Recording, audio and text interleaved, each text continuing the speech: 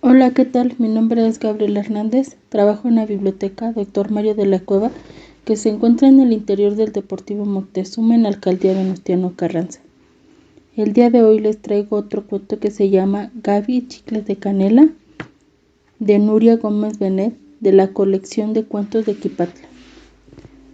A Gaby siempre le ha gustado oír cuando pasan listas en la escuela. Si ella fuera a la escuela dirían: Delgado Hernández Gabriela, y ella respondería feliz: presente. A Gaby la habían sacado de la escuela hace algún tiempo. Su papá había perdido el trabajo y ahora ella tenía que ayudarla vendiendo dulces en la esquina. A mediodía Gaby se iba a la escuela de Quipatla porque a la salida muchos niños y niñas le compraban dulces. Siempre llegaba antes del toque, se sentaba en la barda y se ponía a escuchar la clase de quinto grado. Niños y niñas de quinto la conocían y algunos la saludaban por la ventana. A la salida le compraban dulces, otros se acercaban solo para platicar con ella. Gaby se había hecho muy buena amiga de varios niños y niñas del salón y habían contado varias cosas de su vida. Un día sus amigos le preguntaron a qué escuela iba. Gaby apenada le contestó que a ninguna, que ella solo vendía dulces. El profe Jacinto dejó al grupo de quinto una tarea sobre los derechos de los niños y las niñas. Ese mismo día varios alumnos y alumnas le dijeron a Gaby que uno de sus derechos era asistir a la escuela.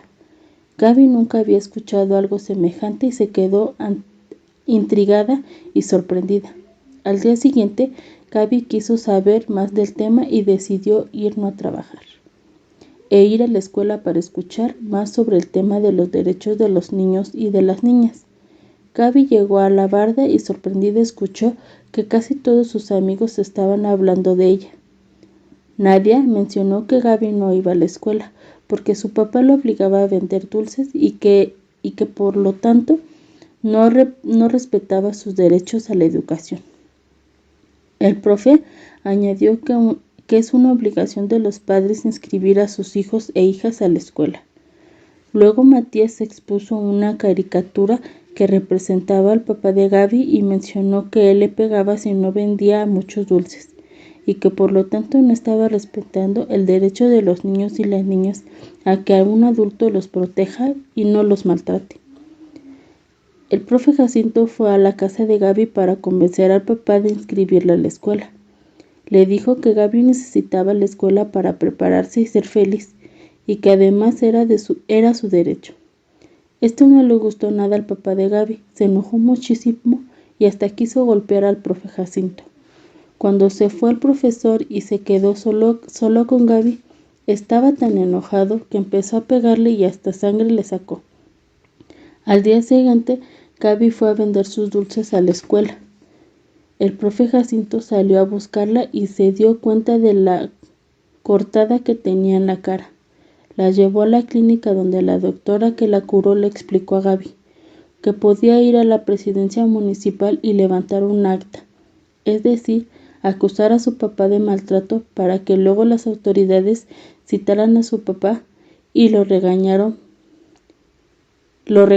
para que no lo volviera a hacer. A Gaby le daba miedo hacer eso. Pensaba que su papá se pondría furioso.